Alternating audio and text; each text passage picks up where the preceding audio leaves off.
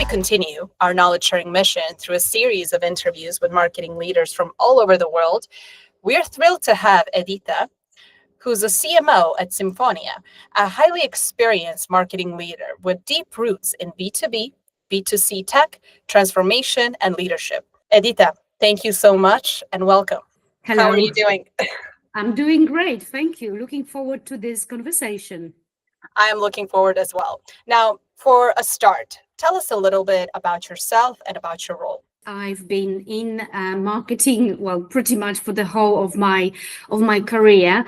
What is interesting is that I spent most of my career in UK. I built my career in UK, working for big, well-known brands. First of all, FMCG brand Procter Gamble. I then changed the side, went into B2B and into technology. That's I started my technology experience with Cisco. I then went to work for SAP. And in 2020, SAP has offered me a position in Eastern Europe, which I have taken. And as a Polish national, I landed in Warsaw. That's how I then went back to the country I'm from. I continued my career in Poland. About 2.5 years ago, though, I left SAP. And I decided that this was a moment where I wanted to change a little bit my career. I no longer felt I wanted to work for big organizations. I felt it would be rather repetitive to find myself, Amazon or Google, etc. And I thought I want to work for a company that is much smaller, where I can own marketing end to end. And there is a lot of SaaS companies which are on the fast path to grow in Europe, in US, worldwide. And I think, I discovered that there is a chance for that role. Symfonia came along, offered me that position. And I must say, it has been a very good decision. I enjoy it. And this is phenomenal because I do own marketing with my team end to end. I do not receive any commands from headquarters. And that has been a really great change to my career. That's amazing. And also you actually answered the next question that I had for you, which was actually related to basically building a remarkable career across global companies like SAP, Cisco, and now you're at Symfonia. And basically what kind of inspired you to make that move, but you answered that question. So yes. Thank you for that. I will add, Giovanna, one more thing. Maybe some people up there are watching us in terms of building the careers and thinking. When I was making that decision that I no longer may want to work for big corporate brands, I remember this dialogue I had with myself at a time where I thought, I've built my career with big names. I've got nothing else to prove to myself.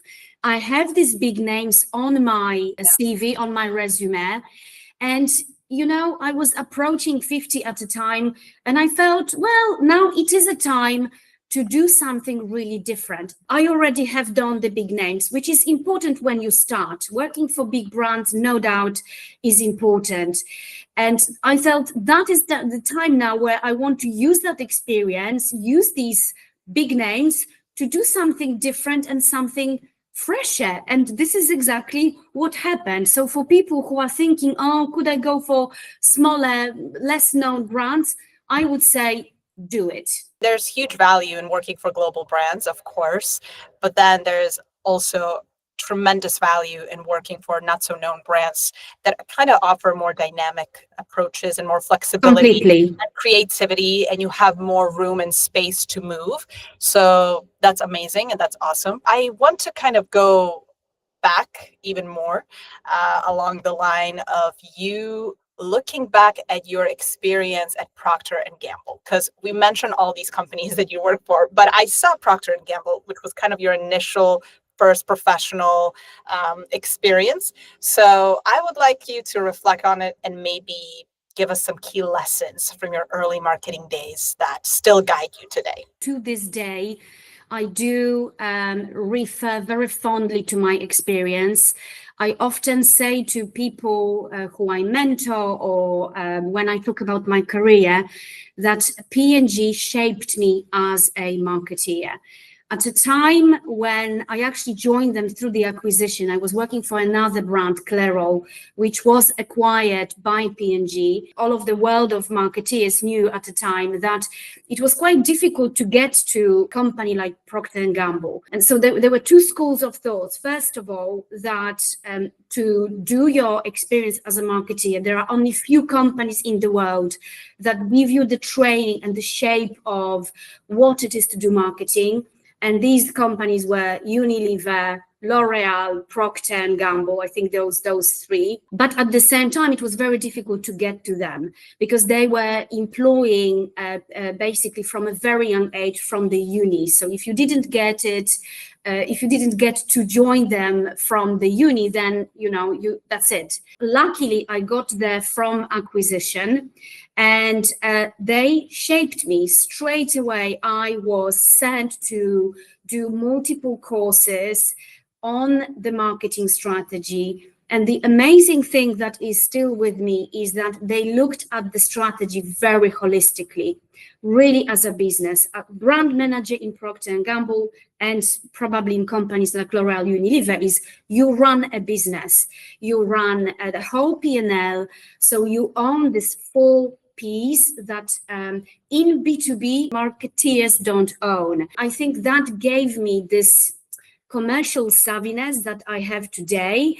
And when I switch back to B2B, where the shape of marketing today is very different, marketing in B2B do not own P&L of a product, right? There is a product marketing often outside of marketing. And we always talk about leads, not necessarily the revenue. So having that background from P&G about P&L, about metrics like wallet share, value share, etc., that gives me, I think, a good start to understand what, let's go beyond just communication path, which we lock ourselves often into in B2B world. So tremendous experience, very tough experience. It was a very demanding 5 years of my life, but I cherish that, and I often think back what P&G would do in such situation. Since you mentioned our times, I want to go now from past to the future, actually, not only to the future, but to the present, and then we'll go to the future. So what is currently the most difficult thing about being a CMO, about being a leader? We can go basically into this in many, many aspects, right? Not only as a professional, but as a woman. If I were to put one, it is the proving the value to the business. I think in B2B especially, we close ourselves too much into a lead discussion. It's unavoidable because we don't have any other ways to measure. In consumer world, the companies measure the impact differently. They look at simply things like value share, wallet share, and that is the main measure of the marketing impact.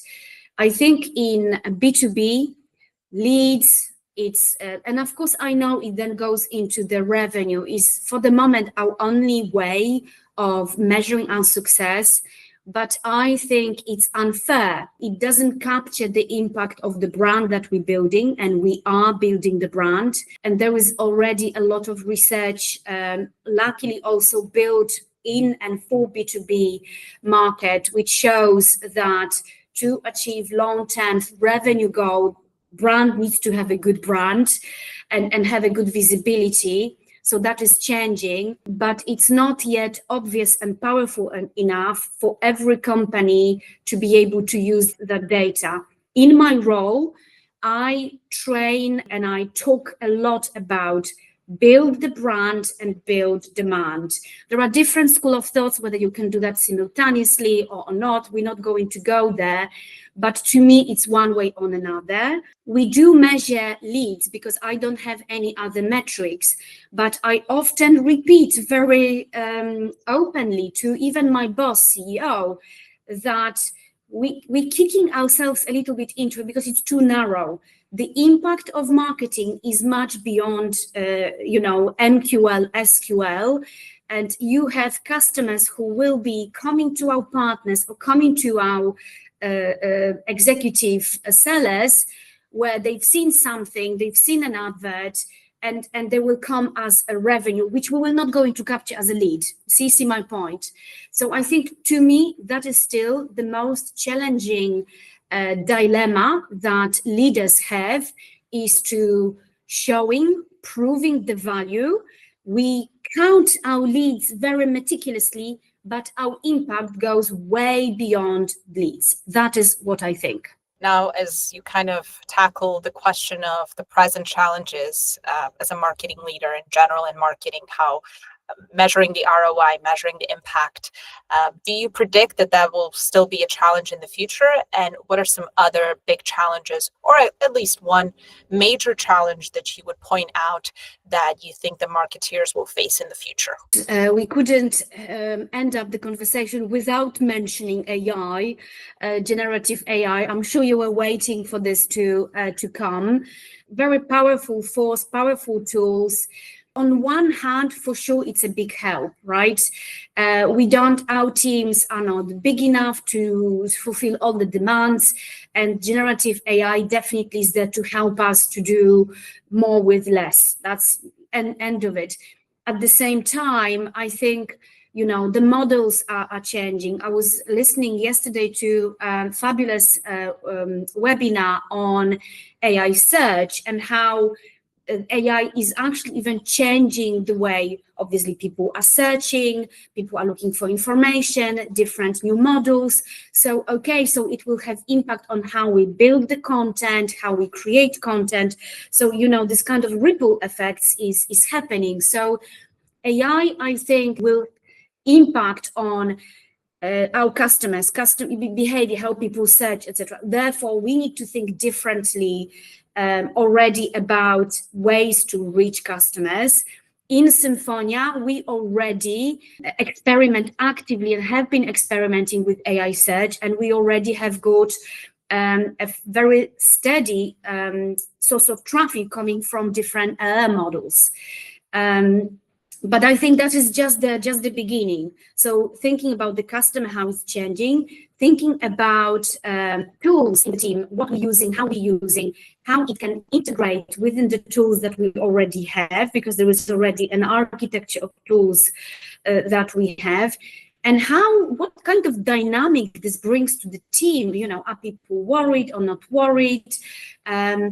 I think we have a healthy approach here as a team. We often say AI and I, right? So it's a combination of people and AI, but for sure, the impact on marketing and how we reach our customers, how we need to then, for example, change our competencies, grow with it.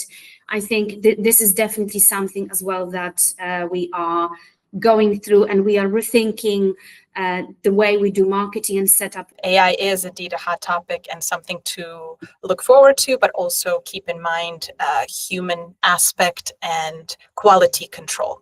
And I think that will be a great challenge in the future. Now, as you mentioned, a bit of data control and data focus. Many CMOs today balance creativity with data. And I saw that you have a background in literature and languages. So as somebody who's a linguist and a lover of a written word, I was wondering, how does that aspect of yourself, that creativity, impact your job today, your profession today, and how does that help you? Also combining with the data. Data is almost the foundation. The dilemma for marketing and marketing leaders, for me, is slightly different. I would say that it's a balancing creativity with efficiency. And they are, to me, slightly contradictory, right? But they have to go hand in hand. And as leaders and as teams, we have to be both creative and efficient, right? And I think actually the more you grow as a business, which is what we are experiencing now with Symfonia. It's a very fast growing business. 2 years ago, we were only existing on the Polish market. We are already international, so we grow. So you need to have both muscles. I often refer it as both muscles, and data is at the foundation. You cannot be creative without the data. You cannot be efficient without good processes where, for example, data flows throughout the organization and also that you use. So I would probably put it like that. I often think about it. I sometimes wrote posts about it, that this is the dilemma. How I run an efficient team, how I make my team efficient versus how I don't lose the creativity that is and will be the most important differentiator and value creator for my team and the organization and the brand. Hugely important both. Since I actually focused a lot on the challenges, right? Past, present, and future, I want to ask you, what is the best part of your job? And what is the best part about being a CMO at Symfonia? I have the best team in the world, and it's very, very clear that behind every great leader stands a great team. I wouldn't be able to do what I do if I haven't had the trust and the hard-working team that is behind me. And we have this both mutual trust. They trust me, I trust them. The accountability, we are absolutely accountable for what we do and what we create as a team. And yes, the creativity, because we are our own boss, so I don't have the headquarter who will tell me what campaign I need to launch. Honestly, I can say I've never been that creative in my life, in my whole career, as now, because that I am my own boss. Of course, I have my boss CEO, and I have as well a board of directors with whom I consult often and ask for advice, etc. But when it comes to launching the campaigns, deciding what is the best as marketing campaign, we are our own bosses. We work with great agencies on the Polish market, but we are creative. We own and we drive what we think is right. Of course, the results and the data then confirms whether this was a good campaign. Today, as you know, we can optimize things real fast, real time. Again, I have a fabulous team to do that. So yeah, my greatest pleasure is accountability of what we do and creativity of phenomenal things we do on the market to drive the brand and the revenue of the company. I would like to dive deeper and maybe ask you a little bit about mentorship. You've been described as a people mentor and an inspiring influencer. What does mentorship means to you personally? Mentorship is not the same as coaching. I think it's very simple. There was no magic definition here. Mentorship is about sharing with others, with people who want to receive that mentorship, about your experience, how you do things, and helping them to do the same. And I will give a concrete example. I mentored 2-3 years ago a great leader from another great company on the Polish market, a senior director from a bank who didn't have a lot of experience and maybe was a little bit shy with building her presence online. So my mentorship was indeed to help her see how she can do that. Phenomenal woman with phenomenal achievements, feeling a little bit shy, how she can basically do that step by step. So because I use LinkedIn and social media, so here you go. This wasn't about marketing leadership. This was a little bit more about this building your presence as a leader, as a person on social media platforms. And so mentorship in this sense was passing my specific knowledge to somebody who came from a very different background. She was a director of operations, so didn't have that knowledge, and mentoring her so that she can do and be a bright star also on social media, representing her function, her company on that. So mentorship is for me sharing my experience and empowering people where you are good, you've got skills, you've got experience. Whenever you get a chance to empower somebody or help them reach their next goal, or maybe open up a little bit more, just like you just mentioned now, I think that's wonderful and beautiful. And it just speaks to you not only as a professional, but as a leader as well. So back to marketing, because we're reaching slowly the end of this interview. Sure. I want to ask you, what is the marketing initiative that you're most proud of at Symfonia? There are quite a few of them, but I think something that I'm very proud of is refreshing brand strategy, but keeping the core of the essence of the brand that has been created. And on that, building a series of campaigns that are very consistent with each other. Symfonia has got a very green, distinct branding, and we've built a first campaign along the lines of we give you a green light, and that green light became then another campaign with slightly different twists. Because there is so much noise in the market, I think every brand needs to think about maximizing the voices and the reach that we put out there. And I think if you don't do that very consistently with a very consistent look and feel and voice, at the same time allowing for the spark of creativity and something different, then the risk is people may not recognize you.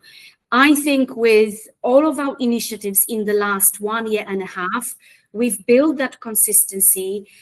We've built a tremendous, much higher recognition in the market. I was just pulling recently some data from AI. I won't say the name models in terms of, okay, so tell me how many mentions we've had, and the progress is phenomenal. I also hear that from our customers. I also hear that from our partners. We see that as well in number of traffic we generate to our website, which went threefold in the last sort of 1 year and a half. So I think this is my proudest achievement. Last but not least, what career advice in general would you give to anybody who's watching this and listening and learning? Finally, what will be something that you learned over the course of years working for so many different global brands and now Symfonia, and what would you like to pass on at the end of this interview? Maybe I will say what drove me throughout my career. Everybody is different. So maybe, if I say something, do this, do that, it may not be for everybody. But what has driven me, what was my light as I moved throughout the careers? First of all, hunger and progress. So whenever I felt that I am not growing, I am not learning on my job, that was the moment that was telling me I need to move on. And that move was either within the company, going for another role. I spent 10 years at Cisco, but I had 4 different roles in Cisco. And each role was tremendous opportunity to learn different things and grow. So whenever you feel you are stuck, this is the moment to do something. Be brave and take risks. If we only operate within comfort zone, we will not go far as professionals, and I think people in the, as private people. So do that. Constant learning is very, very important. Do courses, build your knowledge. That's a little bit obvious. Networking. I cherish the fact that we have the different platforms. I stay in touch with my colleagues from Cisco. I stay in touch with my colleagues from SAP. I even stay in touch with colleagues from P&G, even though it was very long time ago. Keep that networking again on a private level as friends or colleagues, because you never know what may help you. And take care of your body. I mean, balancing, being marketeer is very, very demanding. What helps me is sport. I train. And sport also taught me a few things. Recovery, when you are under high pressure, recovery is very important. So take care of your physical self as well. Give yourself time to recover after, for example, moments of very high pressure, because we have them. Do you mind me asking which sport? Now I'm curious. I train strength, so I lift weights. And I run. I run just my first marathon in France on the 6th of September. Congratulations. That is amazing. That is so inspiring. I actually ran my first marathon back when I was in college. And it was Marine Corps Marathon. And I completely agree with you on this. And healthy body is a healthy spirit, and vice versa. Exactly. And everything is a ripple effect from there. That's such a actually strong message for everybody that's listening into this. For every successful professional like yourself, there has to be an aspect of well-being and taking care of yourself.